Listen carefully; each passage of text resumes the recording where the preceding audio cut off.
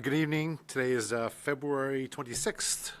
As the reappointed chair, I'll call the North Andover Board of Health meeting to order. Start with the pledge. I pledge allegiance to the flag of the United States of America and to the republic for which it stands, one nation, under God, indivisible, with liberty and justice for all. All right. Approval of the last month's meeting minutes. Put a motion to approve the minutes as written. I second. All in favor? Aye. All right. Approved. So we'll move along on the agenda. New business, the nicotine-free generation presentation. Brian will log in.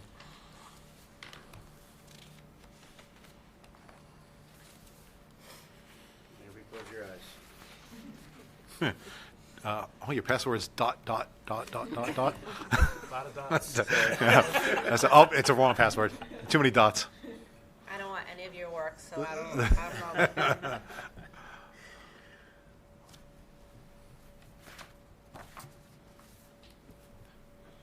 1, 2, 3, Come on. 4, 5. Sorry. Are we making you nervous? Apparently. No, I'm having trouble with my eyes. I know. All right, stop looking at him. Oh. Can I have my phone? Yep. It kicked off in the internet. So it wasn't me. You can't read that.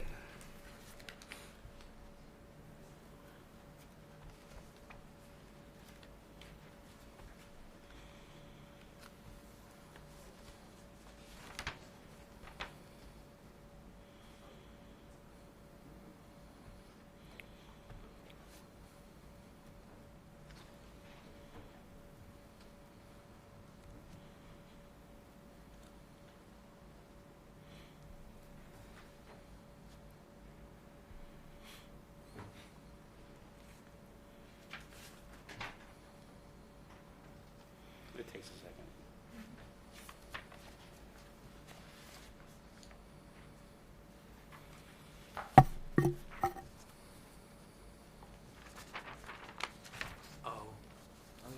There we go.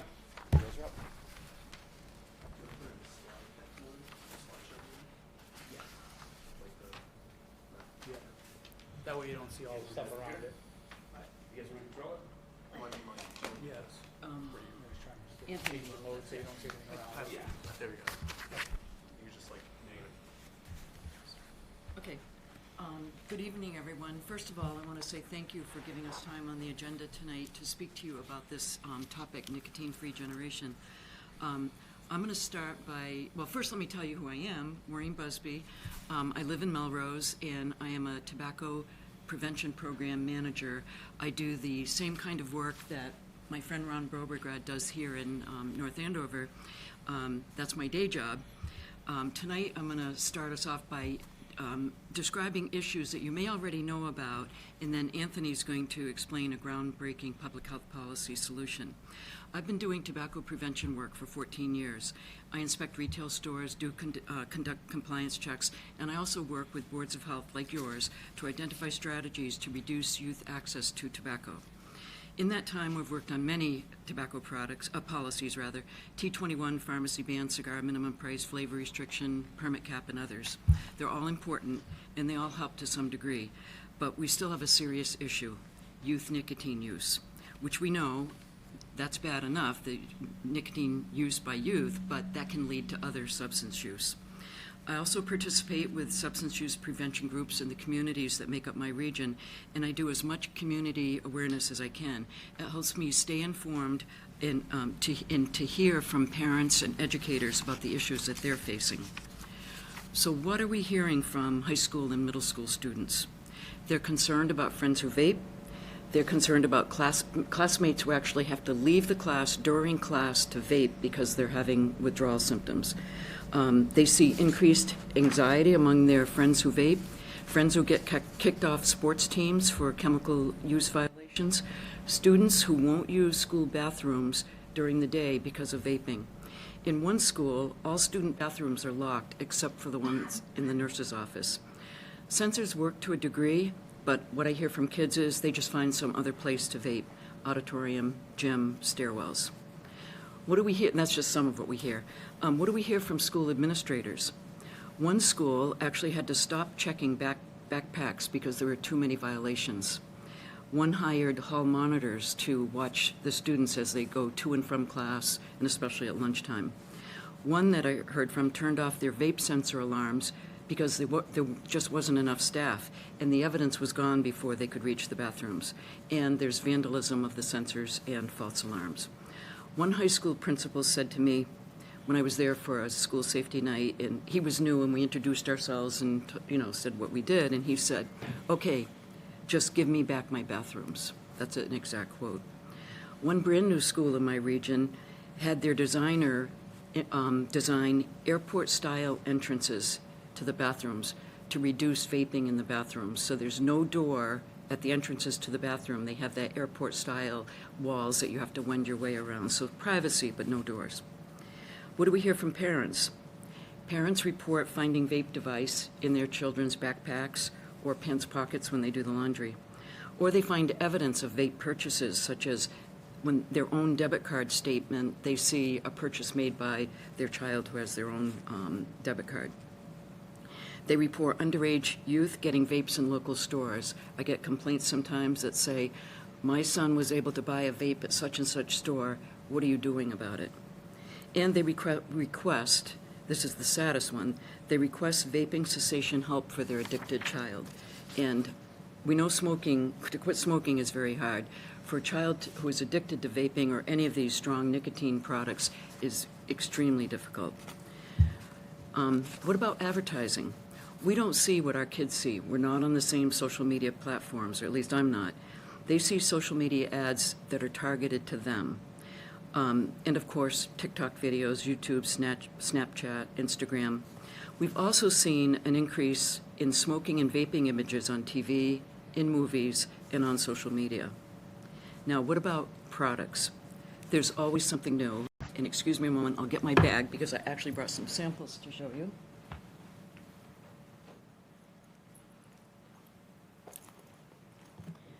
So the first one that I'll mention, you've probably heard about, are oral nicotine. I'm going to show them first. Yeah, oral nicotine pouches. The most popular which is Zyn. In fact, people who use these are called Zinners. It's so popular that they have a name, Zinners. If you use oral pouches, and there are Zinfluencers on social media. If you haven't seen them, what's inside here are these little tiny pouches, and we will pass these around now that I've held them up. Little tiny pouches, and those pouches are filled with nicotine salts. It's not tobacco, it's nicotine salts. So synthetic nicotine, very high in nicotine, and you put those pouches between your cheek and your gum, your saliva dissolves the nicotine, and you get a quick zap to the brain.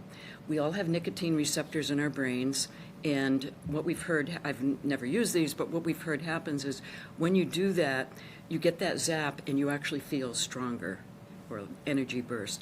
And we hear that student athletes use these before they go into lift weights or wrestle or step out onto the ice hockey rink or the soccer field. They're cheap. A tin like this with 15 pouches in it costs $5, $6, or $7. You'll note that one that's going around, this one as well, has a 6 on it, and the 6 indicates the nicotine content in the pouch. 6 milligrams in each pouch. Now, I don't know if you are familiar with how many milligrams of nicotine are in cigarettes. A pack of cigarettes has 20 cigarettes in it, and on average, 20, 22, 24 milligrams in the entire pack. So in round numbers, a little more than a milligram per cigarette. This is 6 milligrams in each pouch. And there are, Zyn makes 3, 6, and 9, but there are other brands with as much as 30 milligrams in a single pouch. We do hear that people sometimes use 2 at once. And one of the things that we've heard is, this is actually is from some adults, Zynners, users of Zyn, they have to put a pouch in their mouths at night when they go to bed. Otherwise, they wake up from the withdrawal symptoms that happens when they sleep. So they actually sleep with a pouch in their mouths. And now we're hearing from dentists that they're starting to see tissue, not surprisingly, they're starting to see tissue damage from that pouch sitting in the mouth. You put any chemical in your mouth, put a pinch of salt in your cheek for a while, and your tissue actually starts to burn, and that's what this does. So we don't know what will happen in the future. We don't know what these things might cause besides addiction. It took us a long time to understand how bad smoking was. Are these going to cause other kinds of cancers? We just don't know that yet. But it is. Actually, I have a question. Is there any data about, so nicotine lozenges or gum, there's 2 milligrams, 4 milligrams, and the patches are 72 milligrams, 14 milligrams, and 7 milligrams. Are kids abusing those nicotine products? Not that I know of. And is there any data to say these are that? so cheap. This is much cheaper than Nicorette gum. So I can't imagine that they would be using those, and I certainly haven't heard that. But these are available in all our gas station, mini marts, convenience stores, whatever. But that's only one. Just to your point, because I recognize you're a pulmonologist and I work in a primary care setting. One of the biggest reasons that people don't use things like Nicorette gum and Nicorette lozenges is the flavoring. And these, now states vary and Zyn's marketing approach varies, but the flavoring is meant to addict. Like they actually have a marketing plan for how they roll out flavors across the country over multiple years. So the flavoring is different versus something like the lozenges and gum, and that's why you're not likely to see someone use it other than it's the lesser of an evil as compared to what cigarettes taste like. And then, but what about, because you had commented that about damage to the mouth. So is it just a salt? So what's causing the damage? Because we know that nicotine is not going to cause the damage to the mouth. Right. So what, is it the other product? What's Yeah, the chemical? Good question. I'm not a chemist, and so I know the term nicotine salts, but exactly what nicotine salts are, I don't know. We are starting to see dentists who are talking about seeing damage and doing biopsies and finding getting precancerous results from. In teenagers? Not in Zyn users. Not in teenagers necessarily. In Zyn users. Okay. Typically, in salt form, all that means is it's easily soluble. Yeah, it just increases Yeah. the efficacy Yeah. of the. It's just the thing is, so To go even though into nicotine solution, are, basically, in saliva. even though our body makes nicotine, so nicotine, kind of in layman's terms is, it's one of the chemicals in our body that helps us to kind of make a little bit more fluid, so things like salivation and crying and tearing up. And our mouths, much like the rest of our body, is pretty fragile, right? So if you're salivating more than you have to, that's not like a usual thing. That's like people who don't make as much saliva as they should. I would guess, and I'll turn it back over to Maureen, is this is much like what tobacco has done in the past, which is they say you need to wait on the data. And historically, the changes we see takes 10 years to see. Like when I get to the vaping piece, I'll tell you about that. We saw the same thing. Oh, vaping isn't burning, but we now have data that shows something. And this is probably the same thing, that they're just trying to wait for us to catch up 10 years later. Sure. And out of curiosity, what is the retail roughly for it? I don't know. I've never even seen it. Yeah, So this is $5, new to $6, me. or $7. Okay. But you go into any gas station, mini mart, or convenience store, and you'll see these stores that I inspect that used to not have tobacco products at all, have at least this now. It's such a big seller. Are they allowed to That was gonna be my sell follow-up that in North Andover if they're not tobacco? Nicotine. Because the regulations Oh, because on it's nicotine, not. isn't it? Correct. Yeah. Okay. Right, it's a nicotine delivery product and covered under all our tobacco regulations. So it is any nicotine delivery products, and I'll mention a couple of others. We also have a million vape products. We have vapes that look just like a pen and write like a pen, highlighters that are actual highlighters, and vape devices. Vape devices with LED screens that tell you how many puffs you have left and how much battery life you have left, just like the range indicator on your car, so you remember to gas up. There are smart vapes now, so smart vapes collect data as you vape and send that data back to the manufacturer. How much you puff, how often, how long between puffs, if you dial up the nicotine, because there are vapes that can dial up the nicotine level. So that data is going back to the manufacturers. I'm assuming that's part of their research so they can recalibrate their next product. And then my favorite are these I call them child-friendly vapes. This is a vape device. Anthony will pass these around in a moment. This is a little toy guitar. I've seen red ones, gold ones, silver ones, and if you would pass that around. And then this vape device, you can play music and vape at the same time. I don't have one, but there are vapes that look just like this, in different colors, different packaging. But you can play Mario Brothers and vape. And this one. And then my favorite, this little soft, squishy teddy bear. It comes in pink, baby blue, neon green, neon orange, rainbow colors, and this is a vape product. Now, the industry will tell us these are harm reduction devices meant to help people stop smoking, but our young people aren't smoking, and yet this, to me, would appeal to a young person. In fact, I have another one here. This one, I know it looks very similar to the first pink one I showed you, and Anthony will pass both these around. So very similar. Oh, except is it a this Labubu one. Vape? Is that what? This one is not. Yeah. So this one is not a vape. Oh, okay. This is a lip gloss, and a friend picked this up in a local Target store in the children's section, hanging with the hair ties and barrettes, and I don't think it's a coincidence that this looks like that. Sure. So if you pass those two around. So those are some of the samples. There are other nicotine products that we see. Nic Pops, Nic Shots to add to your morning coffee, toothpicks dipped in nicotine. I have some of those with me. It's endless because smokers are literally dying off. The industry needs replacement customers. Those replacement customers are kids. Stated clearly in industry documents, hook them while they're young and you have a customer for life. That's an exact quote. And then just briefly mention the environment. Everything in those vape devices is an environmental hazard. The nicotine oil, it's oil, not water. When you heat it up and breathe it in, you're breathing in aerosolized oil mist, coats the small airway passages of your lungs, causes irreversible lung damage for some people. The lithium battery, we know lithium batteries are highly volatile. And the coils, the battery heats the coil heats the oil.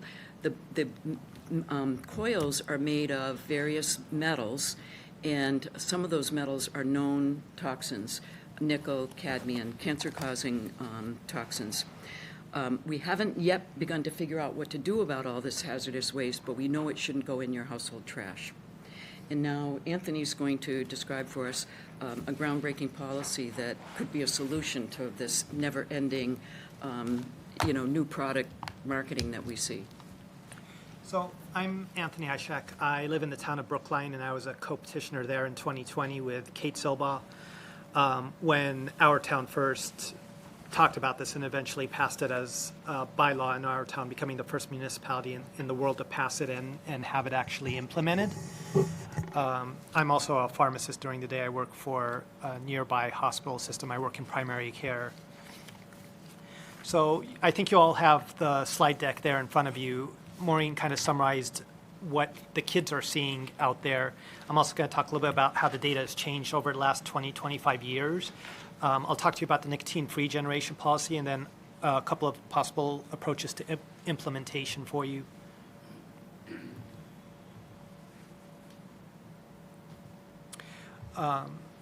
So your third slide shows kind of what tobacco history has looked like basically since 2000. So essentially those who grew up in the 2000s and early 2000s, the main concern with tobacco was combustible, what we know as cigars and cigarettes, and use of that in underage users.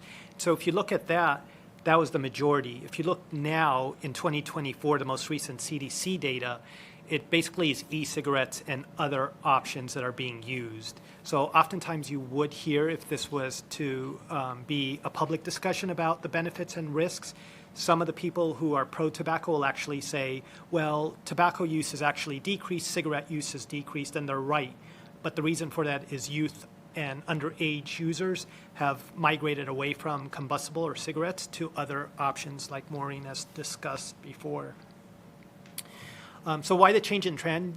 Maureen kind of hit it right on the head. This is the policy that she quoted from 1984. It's the R.J. Reynolds report about how to addict customers for life. And basically, because people who continue to use tobacco throughout their life, they eventually die. They want to cut off that exit strategy by trying to addict lifetime users. And the best way to do that is by addicting people who don't know what's happening. So usually about 90 to 95% of users start under the age of 18. That data is as recent as October 2023 in the US. So even with the changes that have happened in health policy in the last 40 years, we still see that the vast majority is underage. There's only a 1% chance of getting addicted to any tobacco or nicotine product once you turn 25.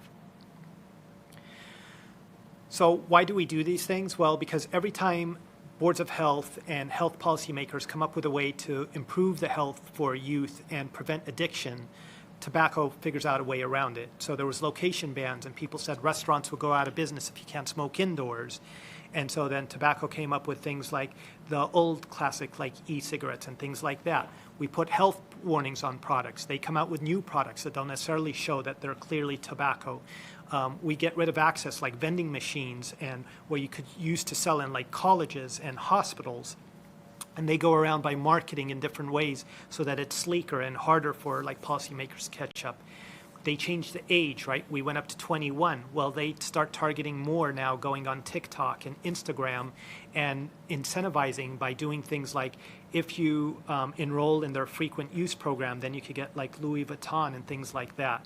So every time a policy is implemented, then basically what we see is that the rate goes down until tobacco themselves come up with a new product.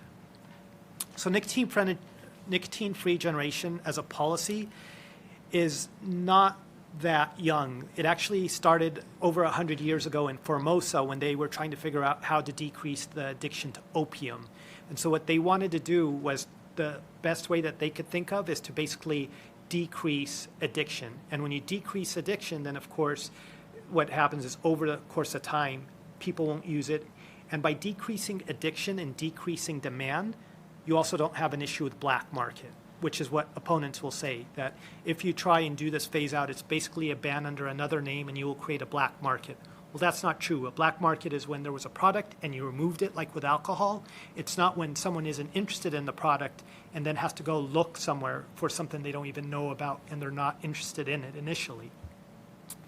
It also changes the idea of the rite of passage, right? So incrementally, if you increase the age, historically, you think about some of the things that mean you're an adult, like being able to gamble or to vote.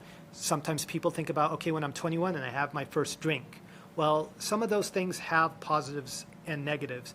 Tobacco has no positive. So this idea of a rite of passage to be able to do something that has no benefit to you is kind of it's a false concept. The way this works is it slowly increases the age gap to access. So youth don't buy this online. They don't just get a credit card, have it shipped to their house, and their parents don't notice that there's a charge on their credit card and someone had to sign on delivery for something that was delivered to their kid. Most people get it through their circle of friends, and the way their circle of friends get it is from local convenience stores. That has been the case for decades and continues to be the course. So it's not likely that if this were to pass in North Andover, that kids would all of a sudden go online and buy it. Prevent demand, you prevent a black market. That's basically the sum of this. And so the policy to ban the sale of nicotine products is designed by choosing a certain date. What you choose as the date just depends on your circumstances. The previous 20 plus towns have chosen a date so that the following January is when it gets implemented for a couple of different reasons. One, it allows time for education of the permit holders. It allows discussion, and so the community is aware of it. And also because then it doesn't take away from existing users. people who are addicted, they want to stop. The compassionate way is to not just take it away from them. It's by making sure they have the education and resources they need and helping them when they're ready to do it. And this policy is compassionate in that manner. If someone isn't ready to do it, it's not going to take that away. And so an example would be, is if you were to think about this, is potentially thinking about if we were to implement it January 1, 2027, you would go back 21 years and choose that as the birth date for the cutoff. In other words, anyone born after January 1, 2006. So as of right now, this day, they should not be able to legally purchase that product. And so come January 1, 2027, that is not something that they had and they now have taken away. And then slowly, over the course of time, we estimate it would take 10, 15 years, you would slowly see the decrease of usage to essentially there would be no market because you're extending the circle where underage users have access to it. What are the advantages? Again, this gets around the idea of black market. It's slowly implemented year by year, allowing local retailers to adjust their business model. When we talked about this in 2020 in Brookline, it was the heart of the COVID pandemic, and in the couple of years after when other towns passed this, one of the things that I brought up is, if you remember, in the early parts of the pandemic, you saw many of these convenience stores and gas stations shifting to making the plastic shields very quickly, selling hand sanitizers. We know these businesses are savvy, and they could switch with warning and with education. We have seen that increasingly over years, they don't rely on tobacco as much. You always hear this myth of 20 to 30%. We know the data is less than 5%, and I believe I forwarded an article to be distributed to you that was recently published that showed the impact of tobacco policy does not really affect businesses to what is publicized. In fact, in Brookline, we have had no businesses in 5+ years shut down. We've had 2 turn in their permits because they said it was no longer worth the $100 to submit or $200 for a permit. It was not impactful to their business. The road to passage, so obviously what usually happens in New England is multiple hearings are involved. The public gets to voice their opinion and why they feel this is a benefit. That is usually what we encourage municipalities to think about is public hearings because the people who are most directly impacted by this are underage, so they don't get to vote. And the best chance for them is to know when it is and to have the opportunity to speak of what it does to their peers when they're addicted to these products. We had to go through town meeting because it was a novel concept, and in order to have it done, it kind of was, that was the process that we had to go through. Of course, once the town of Brookline passed it, then tobacco, as they're wont to do, they found a group of store owners. They funded it through a local law firm to challenge this and have a lawsuit. It eventually made it to the highest court in Massachusetts, and a unanimous vote was in favor of Brookline that this policy is not in conflict with the state constitution. When this was brought up, the convenience stores had brought it up because Governor Baker at the time, when he signed the law to increase the age to 21, they felt that by us doing this, that we were in conflict with the state law. The spirit of the state law was the idea that you wouldn't necessarily be able to change the age down and say, you know what, 21 is great, but we feel like you should be able to buy it at 17. When the court weighed in, part of the reason they also supported this is because it's not truly an age thing. If you have followed this, it's not really on the user. This is a sales restriction. So it's not meant to penalize users. It's not what's known as a PUP law and to penalize people. So it's a sales restriction. That was the main area where they challenged it. And then the other area was equal protection, if you're familiar with it, which is saying that this is a right. This is not a right. Things like voting are a right, but like the ability to purchase tobacco is not perceived as a right under equal protection. Why North Andover? So the lung cancer rate is 21% above the state average in North Andover. Anecdotally, parents have expressed concerns with continued vaping in youth. What I put on the right side is from a nearby high school newspaper, and it has much as Maureen has said about the problem with vaping. My understanding is with the Facebook parents group, there have been discussions over the past year and a half about the concerns of addiction and vaping use in high schools and in the junior high, the high school and the junior high here in North Andover.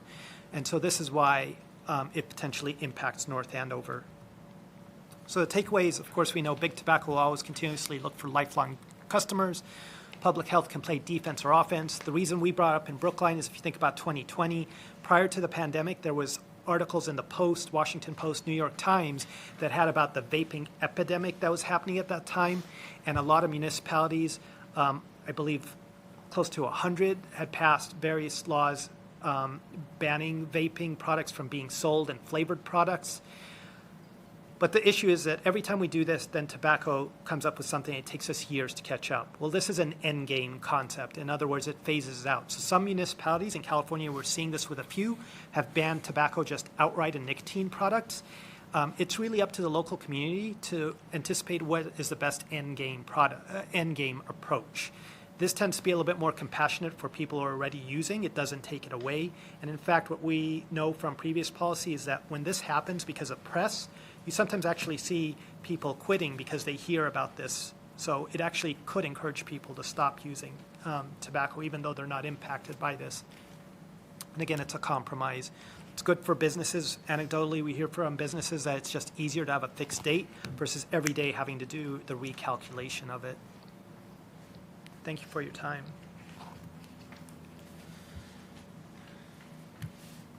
Questions? So this is already a state action that's in process to regulate? A bill was filed in the state Senate and in the state House in January of last year, a year ago.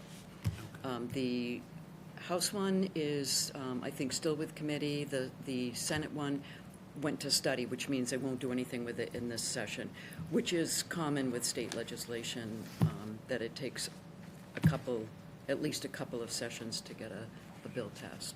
And then subsequently, you're asking us to take a policy position essentially on this statement? So our ask, and from Adam's group, and then there was a youth group that we had presented to when we presented Adam's group, but they couldn't be here, is that the Board of Health consider this, and potentially usually the avenues is when they consider this is to think about a public hearing to do it. So we don't expect an action today. That's the ask, was to kind of bring this information for you to think about, and eventually, to think about a public hearing where members of your community voice what their thoughts are, and then the Board of Health decide what to do. So the state does empower the boards of health. That's what came out of the judicial decision, which is this clearly lies in the Board of Health. You are the ones that are most aware of health issues, and so ideally it would go through the Board of Health. Customarily what is done is usually the Board of Health hears about this, thinks about it, sets a public hearing date, and then based on the public hearing determines if they vote yes or no to implement it. That's how the 21 towns, 19 of them have gone through the Board of Health. Brookline didn't because we did town meeting as the first one to do it. Newton did it because Newton has a city council and no Board of Health. It was a city council person who brought it, and then they voted and passed it through there. But all the other municipalities have gone through a Board of Health. Okay. The idea of doing town meeting or a ballot initiative is a concept. I would encourage you not to think about that, because right now for discussions about this, who you see are people like Maureen and myself. If this gets out in the press and it becomes like townwide voting and that, I guarantee you industry will hit every single frequent voter with a card in the mail saying that this is a vote to ban tobacco and potentially alcohol and things like that. They did it in Brookline when we had the town meeting one. They sent a postcard out that they will do this. Industry, when it gets bigger, they will come to do this at Needham. They sent a K Street lobbyist to speak at their public health. So depending on the circumstances, the tobacco lobbying groups will get involved. I anticipate if you did a public hearing here, New England Convenience Store, which is a local lobbying group for the state, that they will send someone here to talk about it, and Smoker Rights will send someone here to talk about it. So basically, that's... What other communities, are there other small town communities that have done this, or are they all bigger communities No. within Boston? We're at 21 throughout Okay. the state, from all the way west. There's 4 or 5 towns. Dover was a recent one that's small. Dover only has 2 or 3 retailers. Yesterday we presented at Sharon. Sharon has 6 retailers. Somerville and Newton and Malden and Brookline are the four probably largest communities have done it, but in scale of size, we've gone down much smaller. Winchester has it, they have 5 now. They had 7 stores at the time, now they have 5, because Stop and Shop stopped selling. They had a Stop and Shop grocery store and gas station, so 2 went away immediately.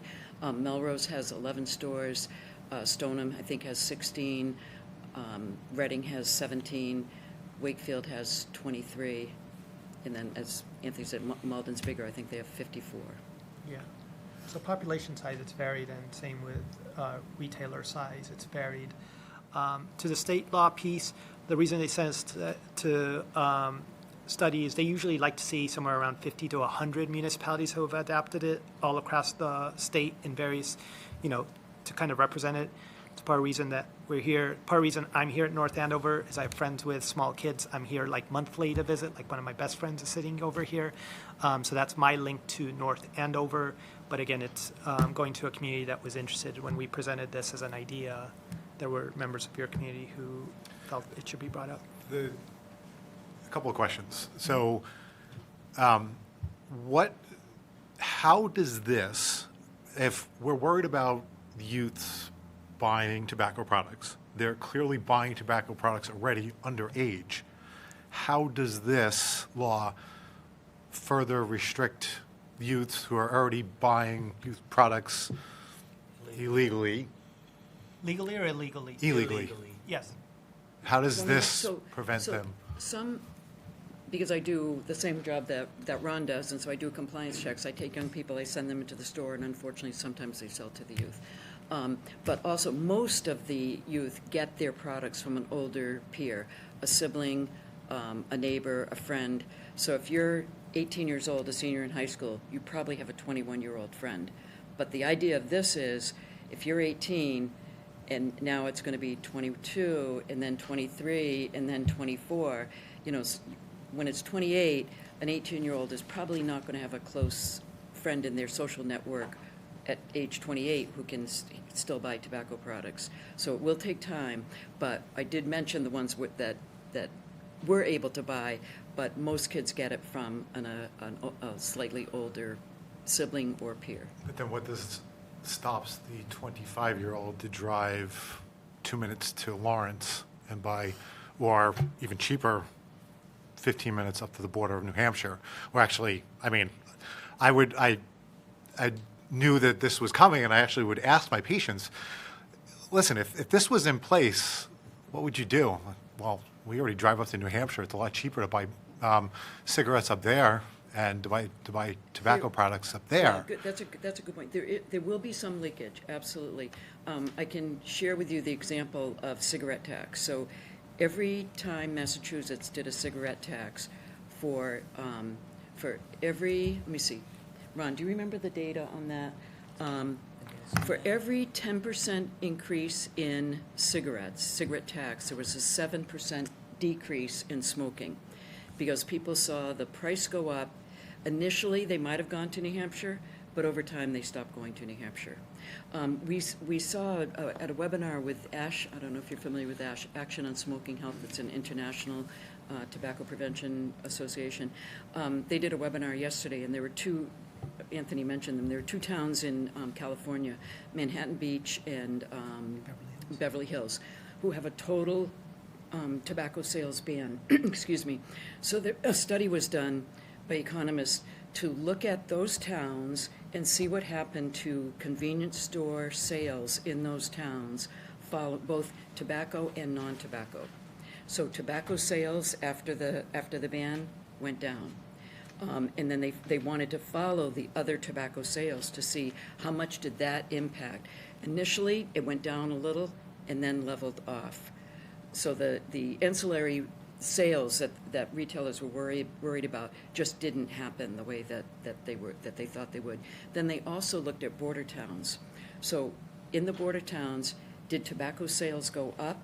And did ancillary other non-tobacco product sales go up? And the same thing, a little bit of a drift initially, and then it leveled off. So they ended up concluding that having those towns have this complete ban doesn't really impact the economic viability of those retailers in those towns that had the ban. And in New England, actually, to bring it closer to home, Needham did a study when Needham was the first municipality to increase the age to 21, and they looked at the tobacco use rate in Needham at that time and compared it to the nearby municipalities, and they saw their rate went down. The nearby municipalities stayed the same. In other words, there was no cross-border leakage. To take the same idea to a different policy, you probably are aware of how some municipalities like Philadelphia and San Francisco passed sugar taxes. And what they saw there is same idea. When they passed that, consumption for sugar, high sugar drinks and products decreased in those municipalities. The areas around them did not see an increase in sales. So to your point, for data, that's data. Now, I think there's one example when you bring up your patients. The patients that you asked, are these patients who smoke or use tobacco or don't use it? So both, actually. Okay. I had to get my the baseline and then the control group and the Yeah. non-control group. So the ones that don't smoke, never smoked, and you said, hey, if we have if this you- policy, if- would you now change your mind and go to New Hampshire to start Or smoking? just go to, like, I basically said, if you couldn't buy cigarettes in, I mean, because asthma patients and Yeah. plenty of non-smokers, if you couldn't buy tobacco products in North Andover, Yeah. but you could buy it in Lawrence, Haverhill, Middleton, Andover, Yeah. where would you just go over there? Yeah. Yeah. So the odds of that happening, again, they're 1% over the age of 25. So, you know, to protect 99% for 1%, the 1% who's going to use it, I'm sure if you were to poll, you know, people in their 30s and 40s and say, here's a toxic product, do you want to start it now? You know, most of them are going to say no unless, you know, their life expectancy is much different from that perspective. So, I mean, I'm, and as Yeah. a pulmonologist, I'm going to Yeah. say I'm conflicted Yeah.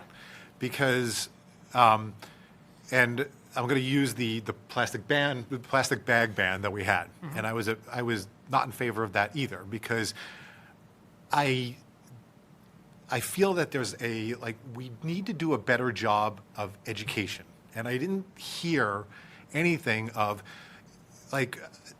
just banning but not educating, and there was actually a New England Journal of Medicine study that looked at tobacco bans, and it wasn't shown to be beneficial without education.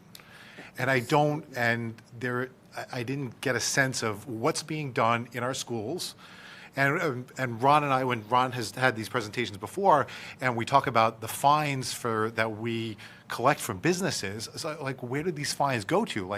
Why aren't there grants to municipalities to have to provide free nicotine lozenges or supplement products, or having more education within the schools and to the parents too, because I mean, okay, you pointed out that parents are finding the vape pens in the kids, but you didn't say, well, what are the parents saying to you that they're doing to the kids for not. Are they educating the kids, or what are they doing to Sure. decrease that from happening? I can't answer for what happens here because I'm not as familiar with your school system or familiar at all. But I can tell you it varies by town. I work in 7 communities. They're all different. Some of them have really increased their education around nicotine use and other chemical use because nicotine use often leads to other use. It is a gateway drug. So some have done a really good job. Some haven't done as good a job. They're dealing with other issues of whatever it might be. But one thing I can tell you, the Juul settlement that our state participated in the lawsuit against Juul, Massachusetts received $41 million. So probably Ron, I know I was hoping more of that would come to enforcement. It didn't. It's dedicated to education and cessation benefits, and that's greatly, we know that's greatly needed for adult smokers, but especially for children, underage kids. There aren't good cessation programs for kids. So that money is dedicated to education, prevention, and or cessation rather, education, cessation, and one other bucket I can't remember right now. But I agree with you. We need to do more education. I did a parents' webinar, Vaping 101 webinar in Middleton, Topsfield, and Boxford a couple weeks ago, and I always talk about the 3 E's. Education, number 1. Absolutely, we need to do that. Enforcement, we need to continue to enforce federal, state, and local laws. And the third one is environment. What can we do about the environment? Not just the hazardous waste that I mentioned here, but the environment, meaning the best way to change the public health environment is through policy, as we did with smoke-free workplace law 22 years ago or whenever it was. When that was being proposed, the sky was going to fall, restaurants would go out of business. Of course, that didn't happen. And now we have a whole generation of kids who, unless they've left Massachusetts, they've never been in a restaurant, a theater, a barber shop, or ridden on a subway train or bus, plane, whatever, where people are smoking. They just don't see that. They can't even imagine it. We used to smoke in schools. We had a smoking room in my high school. There were solariums in hospitals. There were hospitals where you could smoke as long as the patient wasn't on Doctors oxygen. are smoking in the hospital, so. Yeah. So we changed the environment in order to get to a place where we have a smoke-free workplace, and we want a tobacco-free, nicotine-free generation. And to be clear, this is a multi-pronged approach, right? Like, the emphasis was on closing the door to addiction, right? So tobacco cessation products should be available, and there should be a different approach to people who are already addicted. And in the state of Massachusetts, most state-based programs fund cessation products at no charge. The rate-limiting step is the person has to be ready and have access to get to correct. the prescriber that'll say. As I tell my "Here's what patients, it even is." if you're 99.9% ready to quit, I don't even talk to you about it, Yeah. because you're not going to quit. Yeah, so education is still important, just like enforcement would be. To the level, it depends on the community. To your idea about the plastic ban and things like that. Well, sorry, I didn't fully clarify that part. That, the ban was put into place, and I brought up, I said, well, why aren't we educating more about what these plastic bags, because ultimately, I think I now end up buying more plastic bags because of what we use those plastic bags for. But if we just didn't educate the town, we just banned something. And my concern is, again, I'm a pulmonologist, yes, and I have a almost 10-year-old that's going to be going into middle school in a year, and I don't want to be catching a vape pen in his pocket. But, as a pulmonologist, I'm going to do my part to educate my children. And I tell them, my wife and I talk about death all the time with our kids, so they're well educated, but we're the abnorm, not the norm. So I struggle about the idea of just banning without a plan of education with it. So it's synergy, but, the reason I was bringing up the plastic ban is there are different ideas, right? This targets and preys upon people who can't make that decision, right? This is why you have any municipality, you can pick them off, Brookline, Chelsea, Dorchester, or whatever you look at, 6th, 7th graders are about 2, 3, 4% likely to be using these products, right? High school is somewhere around 10, 14, 16%, no matter what your community looks like. But this company just preys on people who can't make that decision. Education is really still important. But the problem is what these companies rely on, and that's why their product continuously changes, is that we can't figure it out quite as quickly. When I did grand rounds at Mass General for our primary care group a year and a half ago, they did not know what a Zyn-Tin was. And how can we, you're lucky you see this, in some ways you're lucky, some ways you're unlucky, you see this every day. But how are we supposed to keep up when this is something that we're supposed to know about toxic products, much less a 10, 12-year-old who somehow sees this tin on the, their friend who says, hey, look at this, taste it. So I do think that they're different in who they are going to and who is able to make those decisions. But also, with due respect, I think your community gets a chance to also discuss it, and all of you in terms of, so the idea that we just ban, the community gets to weigh in, and that's where it comes in. Right? You're right. And I think you brought up a very good point about having multiple public meetings about getting opinions from, and I'm not necessarily really worried about the business aspect, because I don't, you're right, I don't think that that's going to impact their bottom line really much. But my big sticking point is, and unfortunately us as, you know as well as I do, as well as healthcare providers are stretched to the limit about what we have the capabilities of doing as far as education, and we don't do a good job educating our current smokers and being able to spend the time to be able to educate our current smokers about quitting smoking. But if they're not 100% ready to quit, I don't bring that up. But you know, I think I will bring that up during the public meetings, that of what my concern is, and I would want, if we ever move forward with something like this, unless the state beats us to it, which hopefully they will, because I think that's more all-encompassing, I would want some type of a plan or funding of how do we get better education into the public schools of North Andover to really like ad nauseum drill into these kids, because kids are sneaky, and they're gonna sneak things in. But if you really drill these things, and that's not the end all be all either of education, but I would want to see an education portion of things. There's a good program that several communities use. I don't know if you're aware of it. Catch My Breath. No. So that's a curriculum that you can bring into the classroom. I know, I'm trying to think of what's right near. North Reading does it. They do Catch My Breath in the schools. I think their school resource officer and their community impact team do that. So there are programs, you know, ready-made, in the can. Health educators can do it, but it has to be brought to the attention of the schools, and then it has to be. And some health programs that I've seen already include quite a bit, and then they'll ask for a subject matter expert to come in and talk to kids about these, or especially talk to parents. We want to talk to parents, we want to talk to educators, we want to talk to kids. That's why I mentioned those three categories, and that's why I do community awareness as much as my day job will allow me to do, so that, one, I'm aware of the new products and the new, you know, what educators are seeing and parents are seeing and what they're worried about. But I absolutely agree with you. We need to make sure everybody's educated.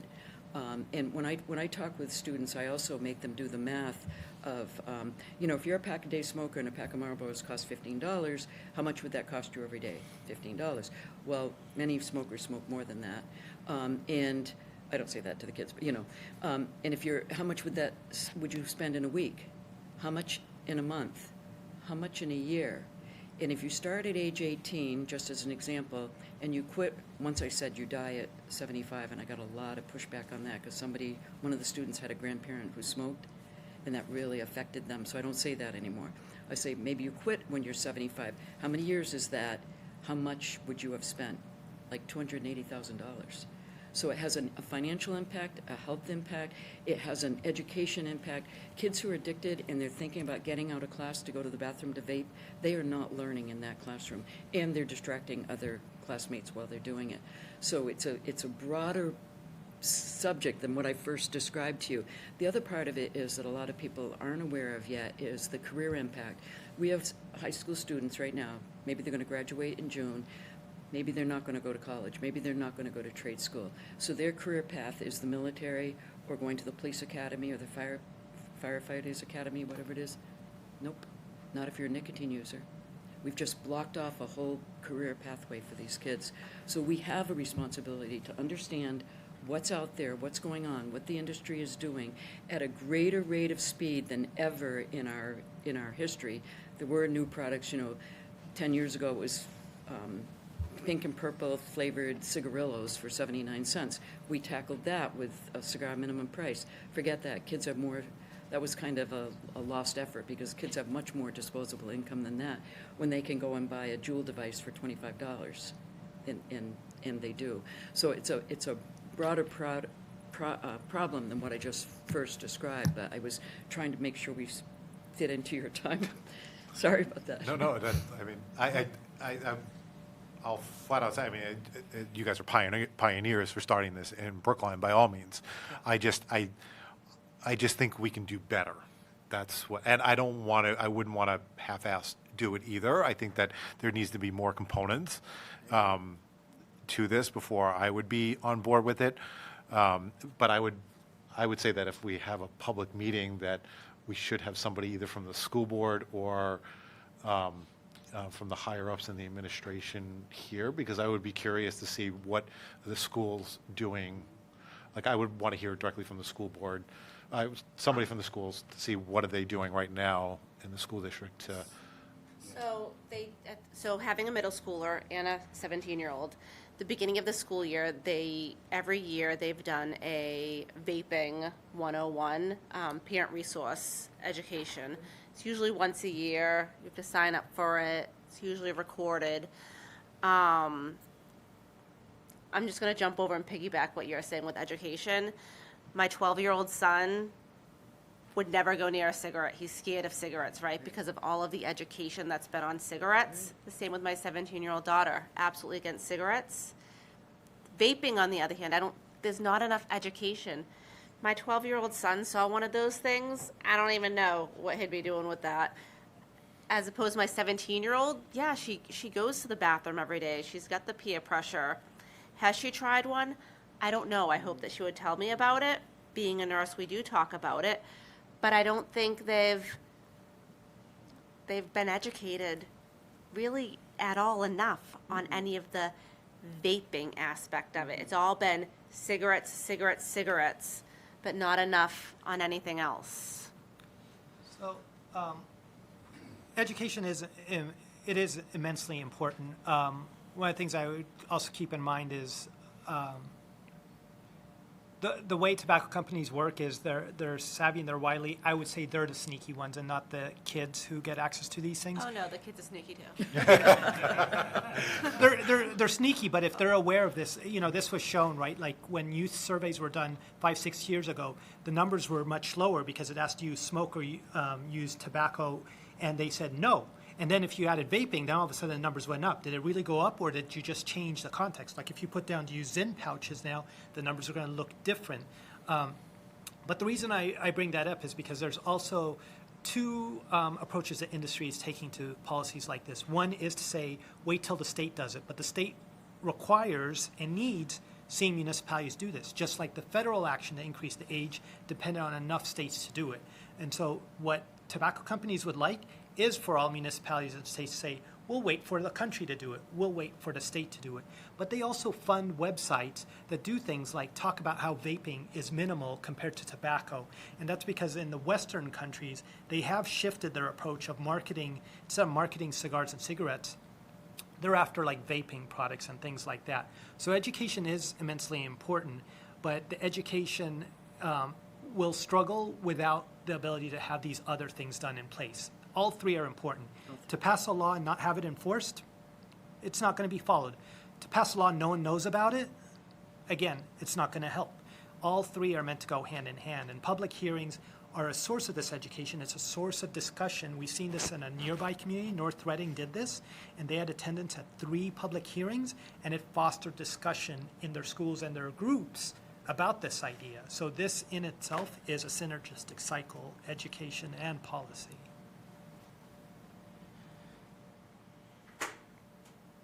Questions? Any other questions? Okay. I appreciate the dialogue and everything, and you definitely, we'll definitely take this under consideration. And we For sure. appreciate the time and the extra time that you allowed us today. Thank you very much. Thank you. And we're available. You have our contact information, so if there are questions, if we can send more information, just let us know. Or come to another meeting. Thank you. Thank you. Thank you. Thank you.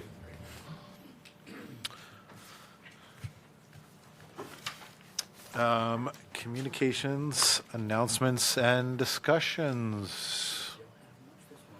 Okay. Okay. One thing that we are working on is a trash regulation that I mentioned to you guys before. We have a meeting with DPW next week to iron out some of the details. I ad-libbed as to stuff that they were in charge of, so now I got to confirm all that with them. So that's happening next week. I'll send you guys a copy after the meeting once I revise it with their input, and we'll start the process with that. Craig, Carolyn? We just pre-ordered for flu for next year already. We got our state vaccine certificate, so we can order state vaccines again.